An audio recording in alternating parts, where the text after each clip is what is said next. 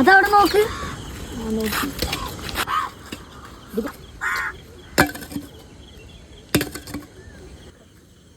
എന്താ ചെയ്യാനാ ചെയ്യണേ?